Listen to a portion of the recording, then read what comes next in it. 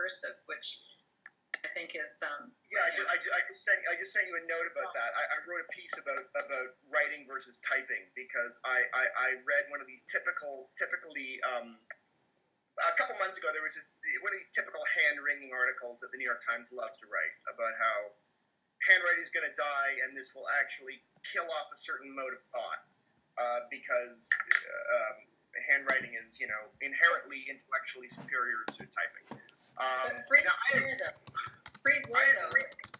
Motor control. There are motor control issues with so many children who, through different learning disabilities, can't write. So it's really funny that absolutely. Many kids can't, or can't at any speed that they work with. They can't, and in fact, actually, the point, I'd read a lot of that research, and it's super interesting. I mean, you come away from it realizing, cursive actually is in its own way useful. Like there's a fair amount of research that looks at the difficulty of executing a 45-degree angle cleanly. This really doesn't emerge until kids are older, and so one of the problems with manuscript writing is it requires a lot of 45-degree angles. Kids are actually quite bad at. Cursive doesn't require it, so weirdly, cursive can, for certain kids, be actually easier to learn. But the real problem is that what the research seems to find is that it is true that handwriting is better suited to certain intellectual tasks, but fast typing is better suited to certain intellectual tasks. And one of the problems we have is that where there is we do actually have a pedagogical structure for teaching at least adequately fast handwriting, whether manuscript or cursive. There is basically no curricular requirement for kids to type quickly. And this winds up being a massive problem for the rest of their lives because you get kids graduating typing like 20 words a minute, which is just like barbaric. And in fact, actually, they'd be better off handwriting everything than typing that slowly. In contrast, they've done and you'll see when you read that thing, they've done these fantastic studies where they took kids that were the lowest performing in their grade, middle school, in writing. They're just compositionally bad writers. And they gave them, I think, about 4 or 5 months of touch typing instruction, 20 minutes or half an hour a day, 3 days a week, part of the regular school day. It had to be something that was folded into school. As a control group, they had a bunch of kids that were in the same low-performing writing. They turn them loose on a computer to type, write whatever they want for the exact same amount of time, 3 times a week, but no formal instruction in typing. That's a control group. Well, at the end of it, the kids who got the typing instruction are suddenly scoring way back higher up in the pack, So there's nothing else changed in their intellectual makeup. They didn't sort of become smarter because they weren't stupid to begin with. They were struggling with a transcriptional fluency issue, the bottleneck between the stuff that was inside their heads and their difficulty in putting it down on the page. And so this is like, so you begin to realize, you look at something like that, we have this howling problem in that, kids need to be taught to handwrite at a fluent speed. But really, they need to be taught to type at an incredibly fluent speed, and nobody works on that for a bunch of reasons. It's hard to teach it. Not enough keyboards, not enough, computers. I mean, it's not, it's a lot easier when you have wealthy kids. I mean, my kids are well-off kids. They come home. We've got enough computers lying around. I can teach them touch typing in my spare time. But and even so, of course, one can make too much of these distinctions. I mean, I know lots of incredibly intelligent writers that write fantastic books. They hunt and peck 15 words a minute. So it's not prescriptive, but it's interesting stuff to look at, definitely.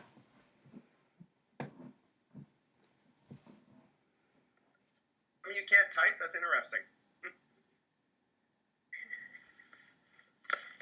Well, I'm not sure how much longer we should keep you. I keep noticing the clock behind your head, and it's midnight, 12:30 your time. Hey?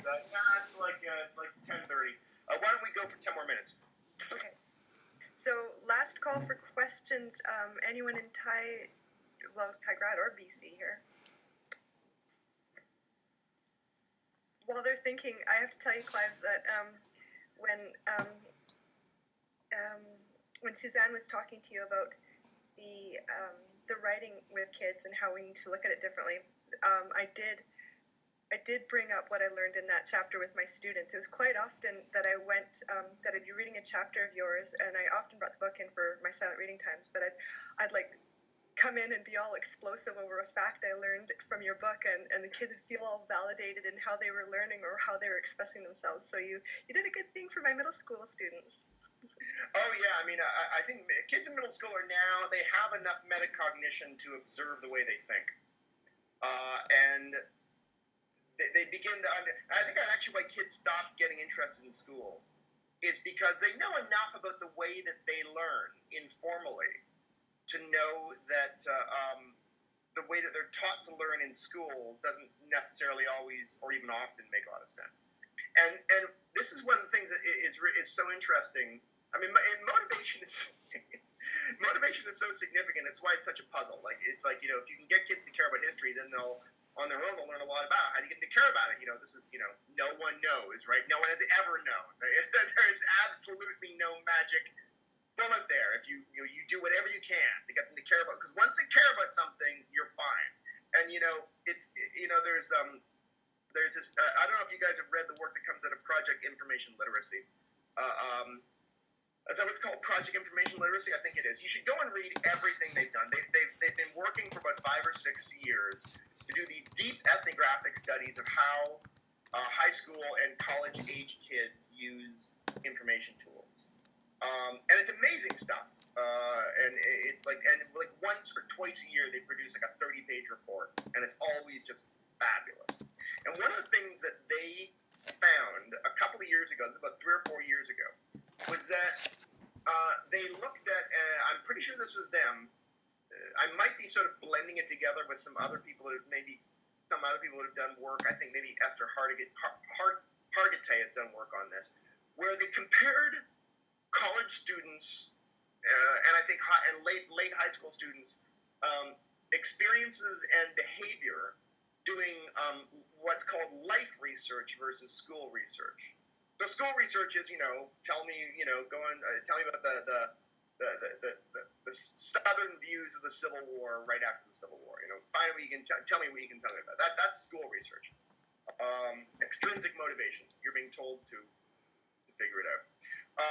Life research is intrinsic motivation. I have a finite amount of money for my allowance. I need to buy an MP3 player. Which one should I buy? Enormously motivating question, right? It's their money.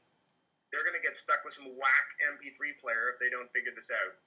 And so when you look at how they do the research for that, like in the school research, they tend to be lackadaisical. They're not great. They go to Google and they take the top 4 links, They don't talk to a librarian. They don't really talk to anyone else about it. Maybe they talk to their teacher. In the life research, they're like on like the 7th page of Google findings. They're talking to their parents. They're talking to everyone they know. They're harassing librarians. Any possible conduit to information, they are shaking down because they care deeply about getting this right. And you talk to kids in grades 7 and 8. They're beginning to detect a delta between the way that they do that research in their everyday lives. They know what they're capable of learning when it's their own, when their skin's in the game, and they're also sort of aware that they half-ass it when their skin is, and they know that that happens more often when they're at school. So and in some respects, I think this is a sort of useful but sometimes weirdly deflating aspect of my book, which is that as with corporations who would come to me and say, so, what can I learn from your book about the way my corporation works? And I could say, well, not that much, because what I found was that the most interesting intellectual practice happen in amateur forums, and when you introduce the profit motive, everything falls apart. So, yeah, govern yourselves accordingly. You have a bit of the same problem sometimes with schools, whereby, these amazing amateur practices can be sometimes a little hard to replicate in the classroom, where the motivation is extrinsic instead of intrinsic. And the goal is to satisfy a bunch of curricular tick boxes that may hold no particular purchase on the souls of the learners. I'm not saying the stuff isn't applicable, and I definitely found enough of it that it was worth writing a chapter just about education, which I didn't intend to do at the beginning, but I found there was so much interesting overlap. But it isn't always easy. The stuff that you see happening out in the wild doesn't always transplant as easily to the classroom. For all the I don't think there's any. I don't think I'm surprising anyone by saying this. This is, and again, like everyone from Maria Montessori to Dewey to Seymour Papert have reflected on this over and over again. You watch a bunch of kids playing a game and organizing a game, and it's just astonishing. The level of creativity, inventiveness, self-organization, consensus, and discipline that all completely collapses the instant they're inside a classroom doing something under a formal structure. That's the great difficulty of working institutionally. Are you sure you weren't a kindergarten teacher in another life? No, I had great kindergarten teachers though.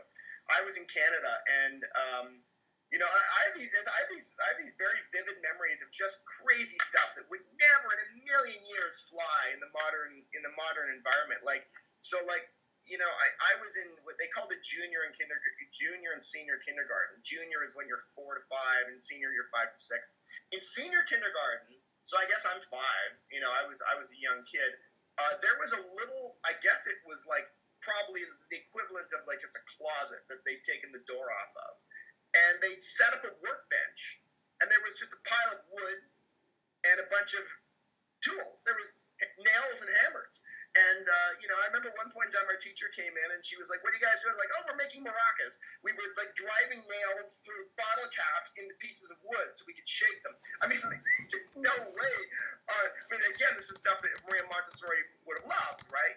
This is actual, learning about in practical ways about physics, the limits of our bodies, but that stuff was lawyered out of existence a long time ago. So I loved kindergarten. I really enjoyed. I had a great school environment. And I will say, I was talking some smack about the school system, but the public school around the corner from me in Brooklyn that my kids go to, I think it's a terrific school. I think the teachers are amazing, by and large, working as hard as they can within a difficult environment, and classrooms with like 32 kids in it. They're big classrooms, man. It's not easy. This is Brooklyn is a crowded city, and they are underfunding their schools. So sobering to see.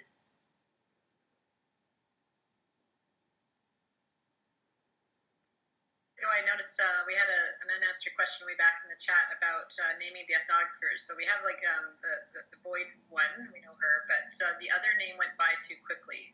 Who is the other ethnographer that you were mentioning? I'll type them in here.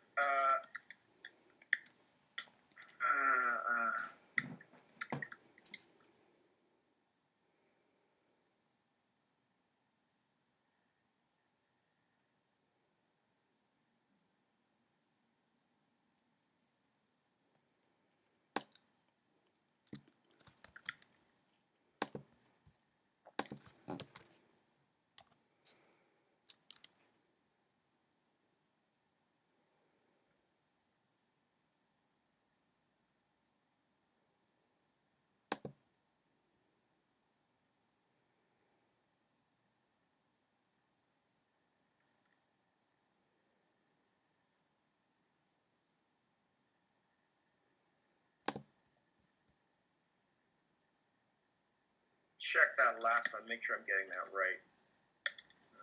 Project. Yeah, that's it.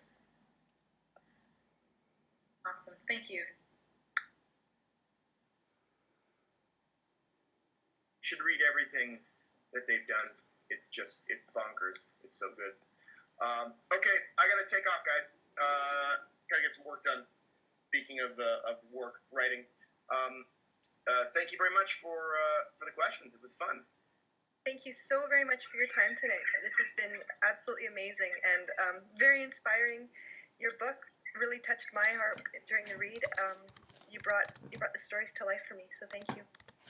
Not at all, guys. Thank you so much. Thank you so much for supporting our class, Clive. It's awesome. Terrific, guys. Good luck with it. I hope the rest of the term is gentle on you. Take care.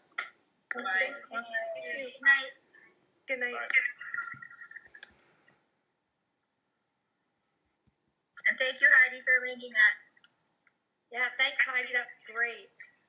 Thank you. Good, Heidi. Well done. Thank you. Thank you guys so much. Thank you, everyone who was willing to speak up and take risks tonight. It was harder to do a book club session in our class than in our informal nights. I really felt different tonight. Thank you.